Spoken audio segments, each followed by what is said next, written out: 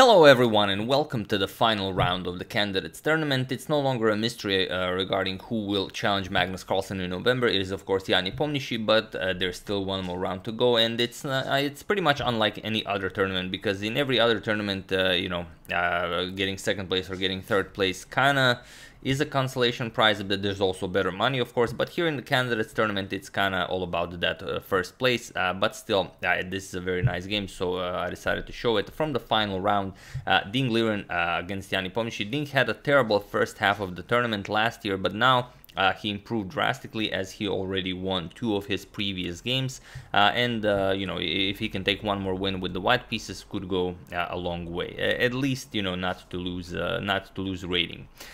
So without further ado, let's check it out and let's see if maybe Jan can get his rating up to 2800. Maybe if he beats Ding, then he crosses 2800 and then he can challenge Magnus. We're gonna have a nice clash of 2800 players. So here, Ding with the white pieces opens with d4. We have knight to f6, c4, g6 by Jan. We have f3. As sort of the anti-Grunfeld defense, and e6 now. Not defense, an anti-Grunfeld variation. So e6 now, and now e4, grabbing a lot of space in the center here. We have c5 striking in the center with the c pawn, and now d5. Ding advances the pawn. We have d6 now, and the bishop to d3. And already this is a very, very rare position. Only I think one other game reached this position where e captures on d5 was played. But here Nepo goes bishop to g7, and it is already as of move 6 that we have a completely new game. So let's see how Ding deals with this. We have knight to e2, and now e captures on d5, grabbing that pawn in the center. We have c captures on d5, and now knight b to d7. We have knight e to c3 now, and now comes a6, preparing to further expand on the queen side with b5. So of course Ding stops this with a4, and now comes knight to h5. Now opening up the dark squares. Now the knight nicely covers g4, f4, g3. The bishop can come to d4, deliver check. Maybe in the future the queen can come to a4, h4, threaten some checkmating ideas. So it's all the usual stuff when you play this kind of line with the black pieces. So here Ding boldly castles, and bishop to d4 with check. So here you have to move the king to h1. And now it seems like a reasonable idea to bring the queen to h4, because now you're threatened checkmate. The bishop prevents the king from reaching g1, so knight to g3 would be checkmate. However, here just queen e1, and you don't really have an attack here. Best for black is probably to trade queens here, or to go back with some like queen to d7, queen to e8, and then white is the one who starts seizing the initiative. So instead, after king to h1, knight to e5, Nepo brings the knight into the attack, puts pressure on the bishop on d3, but now, of course, knight to e2, going after the bishop on d4. We have queen to h4, and now comes knight captures on d4, so eliminating this monster of a bishop. If you don't do this, there's, again, this threat of knight to g3. Not for the moment. For the moment, the knight guards the g3 square, but it's best just to get rid of that bishop. So knight captures on d4. Knight captures on d3, queen captures, and now, of course, as the queen is pinning the h2 pawn, that's not a knight, knight to g3 with check, forking the king and the rook. So you have to play king to g1, and now comes knight captures on f1. And this is just a wonderful move, because it not only grabs a rook, but also prevents white from capturing this knight or capturing the h2 pawn. Problem is, if you go after it, then this knight escapes. So here we have knight to c2, getting this knight to safety, and now comes knight captures on h2. You could also go queen captures on h2 check, but then comes king captures on f1, and you don't really have anything here. You could maybe deliver one more check, queen to h1, king f2, and that's it. If queen to h4, you're just gonna play king to g1, and now there are no more checks. The knight covers the e1 square, and that's pretty much it from black. So instead, after knight to c2, we have knight captures on h2. This is how the knight escapes, and here Nepo is just up material. He has 2 rooks, Ding only has 1 rook, but how are you getting this knight back into the game? Because these 2 squares are covered, and there's no easy way to do it. And it would be very, very easy for Ding to mess this up, if he gives Nepo just one move, if he gives him G5, for example, if you play something like knight to C3, if Nepo can get G5 in, then all of a sudden black is just, okay, G4 is coming and you will be able to get this knight back into the game. So instead, after this knight captures an H2, Ding plays the absolute strongest, queen to E3. He prevents the G pawn from reaching G5, and now Nepo has to decide what to do, but queen to G5 is coming and you will have to give up this knight on H2. So here we have castles, now with ideas of maybe F5, maybe we can open up the F file for the rook, but now queen G5 as planned. Knight captures on F3 with check. Probably best, there's not much for this knight left to do. The queens are getting traded, so the knight will fall.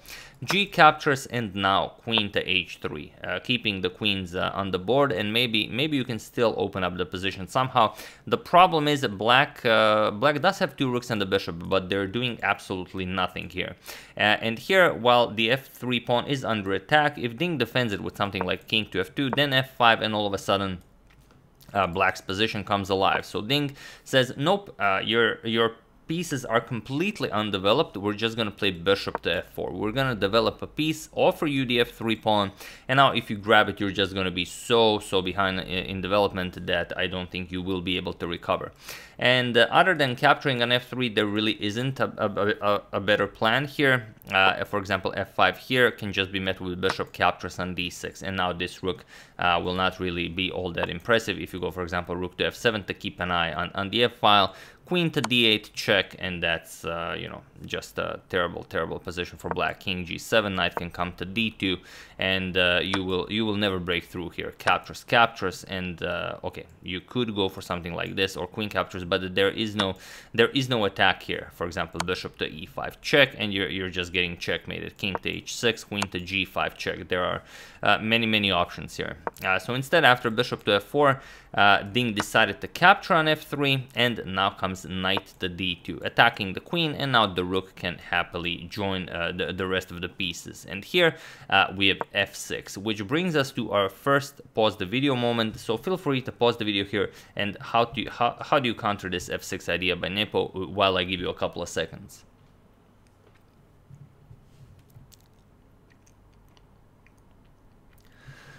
So for those of you who were able to do it, congratulations on playing the only move that makes sense. And for those of you who just want to enjoy the show, okay, you could just move the queen back. That also makes sense. But grabbing a pawn while you're at it makes even more sense. So queen captures on G6 is the way to go. This is what Ding played, and he went for a queen trade here. Captures, and captures.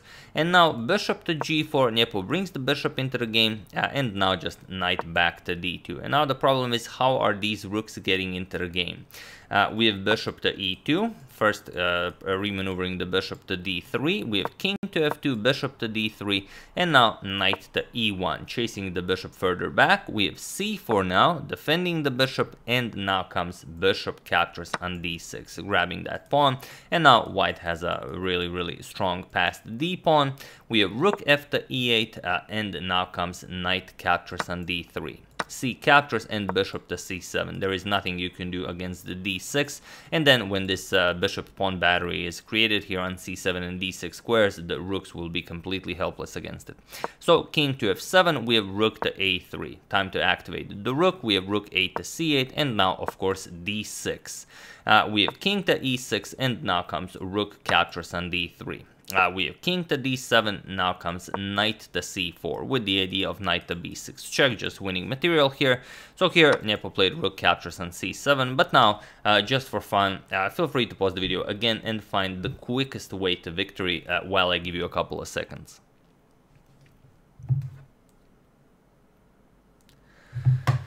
So for those of you who were able to do it, congratulations on spotting, well, either D captures on C7, this is winning, but the shortest way to victory is knight to B6, or rather the quickest way to victory is knight to B6 check, and it was in this position on move 35 that Jan Nepomniachtchi resigned the game, but regardless, he's still the winner of the candidates tournament, because even if Giri wins the final game, doesn't matter, they will be tied in points, but Jan defeated Giri in the first half of the tournament, so he has a positive result against him, and of course that is a tiebreaker in this case. So here he resigns because it doesn't matter where you go. If you go king to c6, attack the knight, then just pawn captures, and that's it. If you capture the knight, then just the rook here, and then you remove the rook, and then we get a queen into the game, or you capture and then we again get a queen into the game.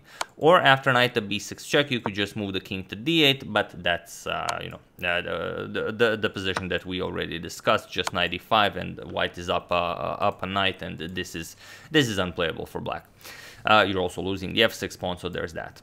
So yeah, after rook captures on c7, after knight to b6 check, Jan resigned the game, and this is Ding's third win in a row in the second half of the tournament. So Ding really woke up in the second part of the candidates tournament, but it was much too late because he simply suffered too many losses in the first half, and it was not enough. So we're going to discuss the final standings. I will do at least one more game from the final round, so stay tuned for that. And once again, thank you all for watching.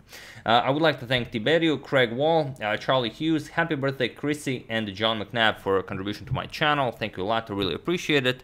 As usual, you can check 2 of my previous videos here. Thank you all for watching, and I will see you soon, continuing the coverage of the candidates, checking up on your wonderful suggestions, and whatever else happens in the chess world. Thank you all, I will see you soon, and have an excellent rest of your day.